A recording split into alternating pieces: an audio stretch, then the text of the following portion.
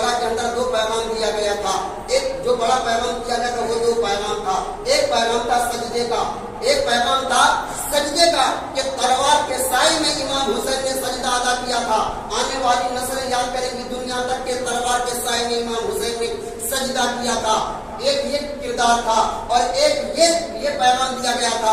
اور دوسری ہماری عورتوں کو ایک پیغام دیا گیا تھا. وہ پیغام حضرت زینب شہر بانو اور وہ پردہ نشین خواتین اسلام تھی جو اتنے ظلم ہونے کے باوجود, ایک ایک لاش دیکھنے کے باوجود, اپنے بیٹے اپنے شوہر کی گردن کرتے ہوئے دیکھنے کے باوجود پردے کا یہ حق تھا کہ وہ گھر سے نہیں نکلی تھی, اپنے خیمے سے نہیں نکلی تھی. اور یہی وہ لشکر تھا کہ جب لٹا پٹا قافلہ, جب امام حسین اور ان کے رفقا جب شہید ہو جاتے ہیں تو جب ان کے لشکر کو ملک شام لے جایا جاتا ہے, ملک شام جب لے جایا جاتا ہے تو اس وقت ایک صحابی ہے جن کا نام حضرت سہیل ہے. وہ دیکھتے ہیں کہ پورے ملک شام کے اندر خوشی منائی جا رہی ہے, ڈھول بجائے جا رہے ہیں, خوشی لوگ منا رہے ہیں, اور لوگ عورتیں, ان کی عورتیں اپنے چاروں طرف گھیری ہوئی ہیں, نکلی ہوئی ہیں, تماشا بنا ہوا ہے.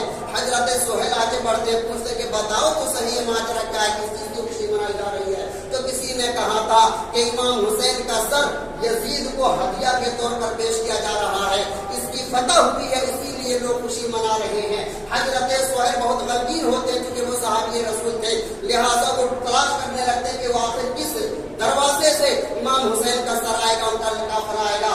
امام حسین کے قافلے کو دیکھنے کے لیے آگے بڑھتے ہیں تو کیا دیکھ رہے کہ وہ قافلہ آ رہا ہے. ایک ننھی سی معصوم سی کم عمر کی بچی ہے اور وہ کم عمر کی بچی کے پاس جاتے ہیں اور جاننے کے بعد کہتے ہیں بیٹا معاملہ کیا ہے. وہ واقعہ بتاتی ہے, وہ کہتی ہیں کہ خدا را ہم پر ایک کام کریں گے, ایک کام کریں گے. کہتے وہ کام میں کیا کر سکتا ہوں, میں صحابی رسول ہوں, میں آپ کے نانا کا صحابی ہوں, آپ حکم تو فرمائے, میں کرنے کے لیے تیار ہوں. چھوٹی سی سکینہ تھی, وہ ایک جملہ کہتی ہے جو میں جملہ میں لوگوں کو پیغام دینا چاہتا ہوں. وہ کہتی ہے کہ خدا را سارے لوگ, امام حسین کا جو سر ہے وہ پیچھے ہے, امام حسین کا سر پیچھے ہے اور لوگ اسے دیکھنے کے لیے بھیڑ لگائے ہوئے ہیں, سارے لوگ مرد و عورت آگے بڑھے ہوئے ہیں. میں یہ چاہتی ہوں کہ ان کے سر کو آگے بڑھا دیا جائے تاکہ لوگوں کا مجمع ہو, لوگ دیکھیں تو آگے بڑھ کر دیکھیں, اور ہم عورتیں پیچھے رہیں تاکہ غیر محرم کی نظر ہم پر نہ پڑے, غیر محرم ہمیں نہ دیکھ سکے, کوئی غیر مرد ہمیں نہ دیکھ سکے. لہذا پردے کا خیال اس بیٹی کو اتنا تھا, اس سکینہ کو اتنا تھا کہ, اور یہ اس وقت کا عالم ہے جب پورا قافلہ ماں باپ بھائی لٹے ہوئے ہیں, اس وقت کا یہ عالم ہے, اس وقت پردے کا اتنا خیال ہے. آج بزرگوں اسی 7 محرم کو یا اسی 10 محرم کو جب لوگ بے پردگی کے عالم میں لوگ تماشا بین ہوتے ہیں, لوگ میلے لگائے کھڑے ہوتے ہیں, پردے کا کوئی خیال نہیں ہوتا ہے.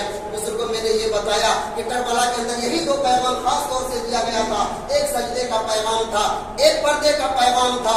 آج ہمارے پاس دونوں میں سے کسی پیغام کو نہیں ہے. بزرگوں میں نے یہ بتایا کہ میں 2 کردار کو بتانے والا ہوں, آپ سمجھیں کہ میں کس میں سے ہوں. میں آپ کو بتاؤں کہ 1 محرم سے ڈھول بجنے شروع ہو جاتے ہیں. ابھی آپ نے سنا کہ جب ملک شام گیا تھا لوگ ڈھول بجا رہے تھے, تاشے بجا رہے تھے. یہ کون بجا رہے تھے؟ یزیدی بجا رہے تھے. ملک شام کے لوگ بجا رہے تھے. کیوں بجا رہے تھے؟ کہ امام حسین کا سر آ رہا ہے, یزید جیت گیا ہے. ان کا کہنا یہ تھا, ان کا یہ کہنا تھا کہ حسین ہار گیا ہے. بزرگوں وہ لوگ خوشی منا رہے تھے. فیصلہ آپ کو کرنا ہے کہ ہم کس کے کردار کو اپنائے ہوئے ہیں, اور ہم حسین کا نام لینے سے کیا ہم حق پر ہو سکتے ہیں, کیا ہم حسینی ہو سکتے ہیں. بزرگوں میں نے یہ بتایا کہ یہ ایمان و کفر کی لڑائی نہیں تھی, بلکہ یہ حق و باطل کی لڑائی تھی. ادھر بھی کلمہ پڑھنے والے تھے, ادھر بھی کلمہ پڑھنے والے تھے. ادھر بھی لوگ 5 وقت کی نماز پڑھتے تھے, ادھر بھی لوگ 5 وقت کی نماز پڑھتے تھے.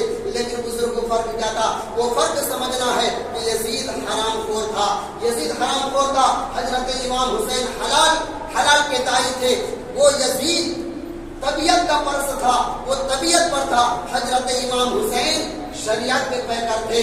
وہ یزید زنا خور تھا, وہ زنا کو جائز کرتا تھا. نعوذ باللہ ماں کے ساتھ وہ زنا کرنا جائز سمجھتا تھا, وہ بہنوں کے ساتھ شادی کرنا جائز سمجھتا تھا, اور تمام حرام خوری اس کے اندر تھی. حضرت امام حسین کے سامنے جب یہ بات پیش کی گئی تھی کہ یزید کی بیعت کو قبول کر لو, امام حسین نے اس وقت ایک تعریف ساز جملہ کہا تھا. امام حسین نے یہ نہیں کہا تھا کہ میں یزید کی بیعت نہیں کر سکتا, انہوں نے یہ نہیں کہا تھا, بلکہ انہوں نے جملہ کہا تھا. وہ تعریف ساز جملہ یہ ہے, امام حسین نے کہا تھا کہ مجھ جیسا آدمی मुझ जैसा आदमी क्या यजीद जैसे आदमी के हाथ पर क्या बैठ कर सकता है? कभी भी ये गवारा नहीं हो सकता है कि हुसैन जैसा आदमी यजीद जैसे आदमी के हाथ में बैठ को कबूल कर ले। क्यों? वजह क्या थी? वो भी कलमा पढ़ने वाला था, ये भी कलमा पढ़ने वाले थे। फर्क सिर्फ ये था कि वो जिना को जायज समझता था। हजरत इमाम हुसैन अगर उनके हाथ पर बैठ कर लेते, आने वाली दुनिया उन चीजों को जायज समझती। यजीद के घर में हर दिन पटाखे फोड़े जाते थे, खुशियां मनाई जाती थी, ढोल बाजे, जितने भी अय्याशी हुआ करती थी वो अय्याशी यजीद के अंदर जायज थी। और उनके रफाका, उनके मानने वाली चीजों को जायज समझते थे। और उस वक्त के जो खलीफा होते थे सिर्फ बादशाह चलाने के लिए नहीं, बल्कि वक्त के अमीरुल मोमिनीन हुआ करते थे। वो जिस बात को करते थे उसे सनद के तौर पर लिया जाता था। वो वक्त के इमाम भी हुआ करते थे और मेंबर पर चढ़कर वो खुतबा भी दिया करते थे, तकरीरें भी किया करते थे। अगर यजीद को इमाम हुसैन अगर अमीर मान लेते और उसके हाथ पर बैठ कर लेते, आने वाली नस्लें यही समझती कि शायद यही जायज है, यही इस्लाम का तरीका है और यही आने वाली नस्लें तक और क़यामत तक जारी रहता। लेकिन इमाम हुसैन ने इन चीजों को जायज नहीं समझा। इन चीजों को ये समझा कि अगर मैं नबी का नवासा अगर यजीद के हाथ पर बैठ कर लेता हूँ तो आने वाली नस्लें इन चीजों को हक समझेंगी। बुजुर्गों करबला के मैदान में उस तलवार के साए में इमाम हुसैन ने कर सजदा किया। आज इमाम हुसैन के नाम लेने वाले उस 10वीं मुहर्रम को और 3 दिन घूमने वाले एक वक्त की नमाज नहीं पढ़ते, कहते कि हम हुसैनी हैं। बुजुर्गों, इमाम हुसैन के नाम पर आप चाहे जितने भी जो चीज कर लो, लेकिन वो वक्त उसी वक्त मबा और जायज हो सकती है जब इमाम हुसैन के किरदार पर आप चलोगे। कूफियों ने धोखा दिया था, अगर आप भी धोखाबाजी करते तो ये हुसैनी किरदार नहीं था। कूफियों ने झूठ बोला था, अगर आप भी झूठ बोलते हो तो ये हुसैनी किरदार नहीं हो सकता है। अब इसी 10 मुहर्रम को आप शराब पीते हो तो शराब पीना यजीदियों का तरीका था। अगर आज आप शराब पीते हो, इमाम हुसैन का नाम देते हो, दूसरे को ये हुसैनी तरीका नहीं हो सकता। ये यजीदी तरीका है, यजीदी तरीका रहेगा और आने वाली क़यामत तक इसे कोई जायज नहीं करार दिया जा सकता। दूसरे को कहने का मतलब ये है कि यहाँ 2 कैरेक्टर है, 2 तरीका है, दो किरदार है। अब हमें चूज ये करना है कि हम हुसैनी हैं, यजीदी हैं।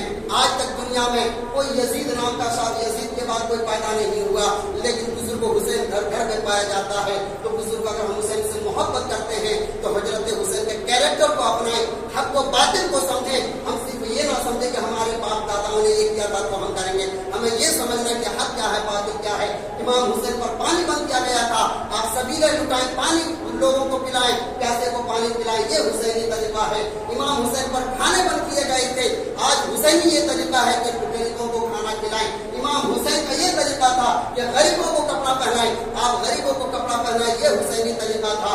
यजीदियों ने कपड़े बंद किए थे, सारी चीज बंद की थी, ये यजीदियत का तरीका था। बुजुर्गों को कहने का मतलब ये है कि हम और आप हुसैनी बने और हुसैनी